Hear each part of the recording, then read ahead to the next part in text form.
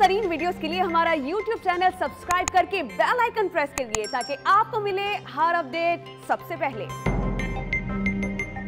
اگر سندھ حکومت unilaterally directions کے خلاف جا کر انڈسٹری بند کر دیتی ہے، اس سے پاکستان کی معیشت کو بے پناہ نقصان پہنچے گا۔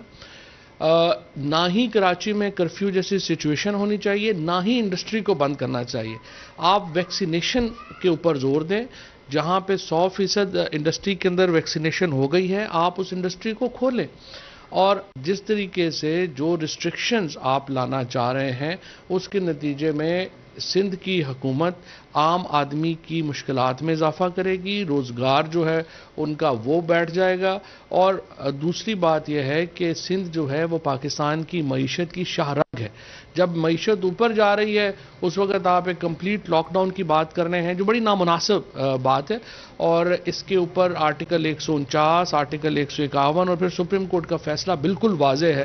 آپ انفرادی فیصلے نہیں کر سکتے۔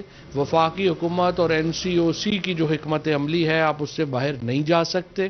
اور یہ بہت ضروری ہے کہ آپ جو بھی حکمت عملی بنائیں وہ NCOC کی منظوری سے، وفاقی حکومت کی گائیڈ لائنز کے اوپر آپ جو ہے وہ بنائیں۔ اور میں آپ سے یہ کہتا ہوں کہ آپ انڈسٹری فوری طور کے اوپر جو ہے وہ کھولیں۔